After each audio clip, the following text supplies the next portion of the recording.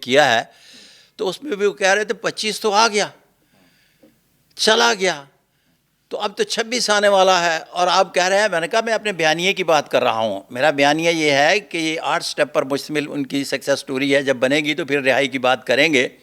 تو جو پہلا سٹیپ ہے نا یہ 2025 میں سے میں فیصلہ کریں گے کہ کیا میں نے نیگوشیٹ جیل کے اندر بیٹھ کر کرنی ہے یا جیل سے باہر کرنی ہے یا نہیں کرنی یا ہو بھی سکتی ہے یا نہیں بھی ہو سکتی. اس نتیجے پہ پہنچنے کے بعد وہ اپنا ایک مائنڈ میک اپ کریں گے.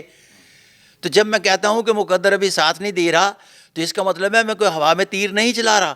ابھی تو وہ پہلے سٹیپ میں اب غور کرنے کے بعد آگے کی طرف موو کریں گے کہ میں نے کیا فیصلہ کرنا ہے. پھر اگلے سٹیپ جلدی جلدی وہ طے کر جائیں گے. واللہ عالم. ٹھیک ہے, اب 2025 تک وہ کر لیں گے کیونکہ ابھی تک تو وہ اپنا اس دفعہ 2025 دسمبر کے اینڈ تک مکمل کر لیں گے. ذہنی طور پر مینٹلی پریپیئر ہو جائیں گے کہ مجھے کیا کرنا ہے اور اس کے بعد وہ فیصلہ کر لیں گے کہ مجھے جانا ہے ڈائلاگ پہ یا نہیں جانا.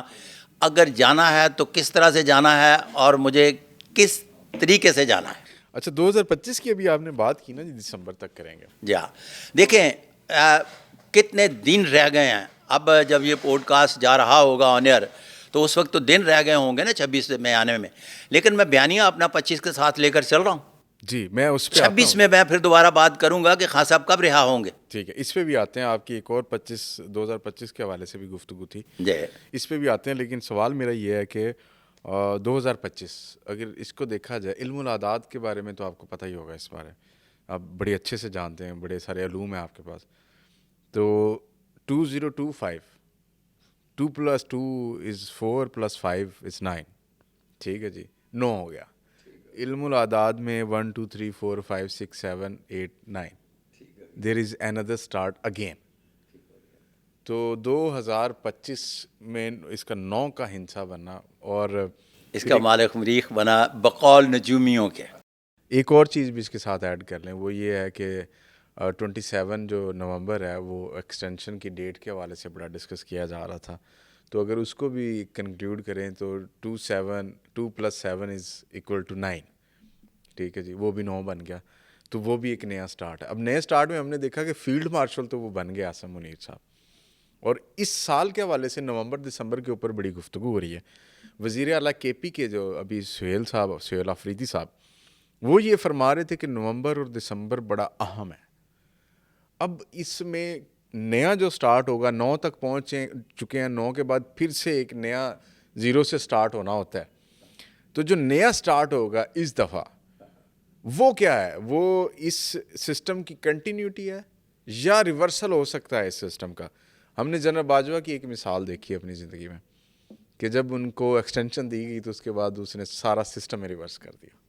تو مجھے اس پہ ذرا آپ رہنمائی کیجیے. جنرل باجوہ صاحب کی جب ایکسٹینشن ہونا تھی نا جی تو انہوں نے بھی مجھے یاد فرمایا اور میں نے حاضر ہوا. اچھا, تو ان کو بتایا گیا کہ آپ کی ایکسٹینشن ہو رہی ہے.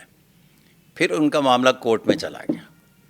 کورٹ میں جانے کے بعد میں نے ان کو ایک میسج کیا کہ اگین کانگریچولیشن.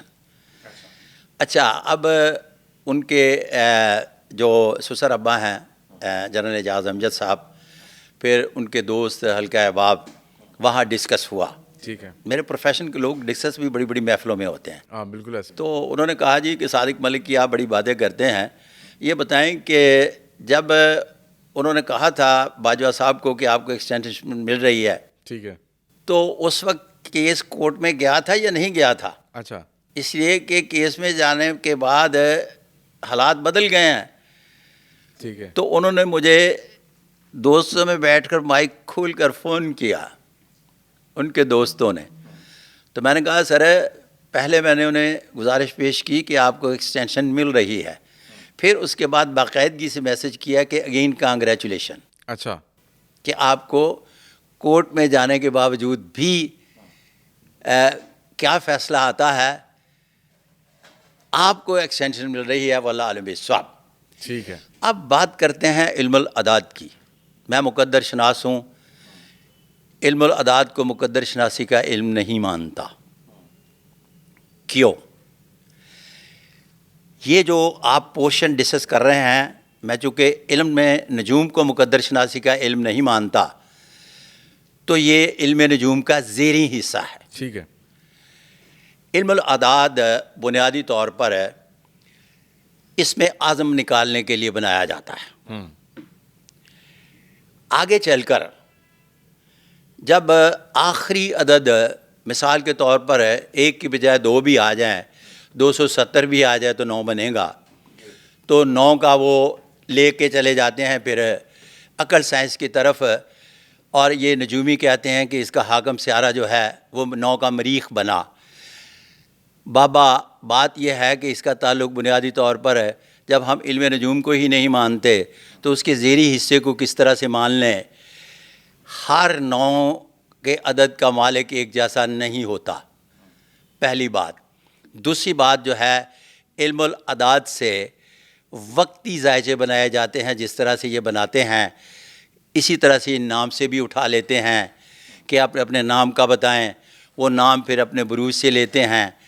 تو اس کو میں باقاعدگی سے مقدر شناسی کا علم نہیں مانتا, تو میں آپ کے سوال کا کیا جواب دوں.